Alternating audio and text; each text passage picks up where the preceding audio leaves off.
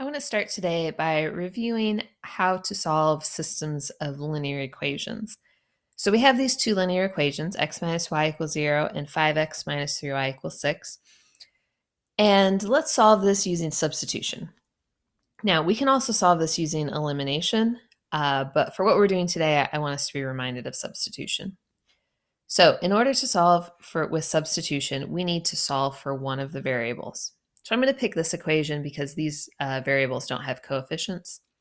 If I add y to both sides, I have x equals y. And now I can take that and substitute it in for x in the other equation. So instead of 5x, I have 5y minus 3y equals 6. And then we can just finish solving quick.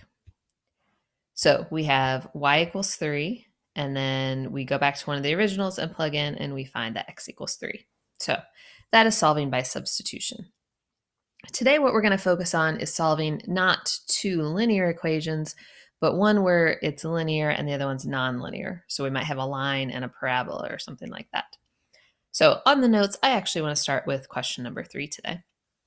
So we want to solve this, and we're going to need to use substitution because we can't use elimination because we've got the x squared in there. That's the problem. So we need to solve one of these things for one of the variables. I'm going to pick this one and solve for y because it doesn't have a coefficient. That seems easy.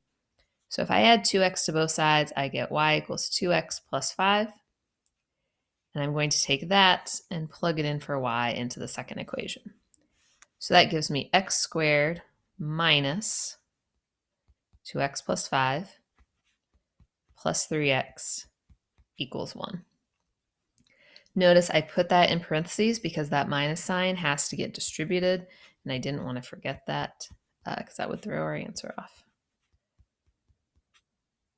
So we end up with x squared plus x minus 6 equals 0. So this is a quadratic. We should be able to factor this.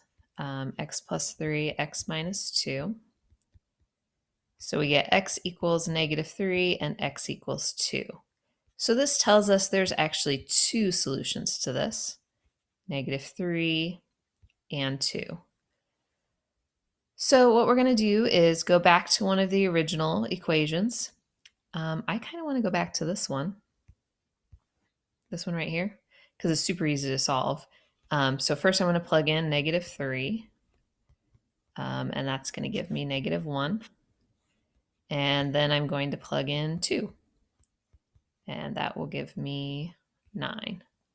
Okay, so thinking back to this first equation is a line, and the second equation is a parabola. And so those could intersect at 2 points. They may not. They may intersect only at 1 point. It might look something like that. Or they may not intersect at all. Okay, so we're not guaranteed to have solutions to these, but we might have more than one solution, which is what we saw here. We'll do another example in the next video.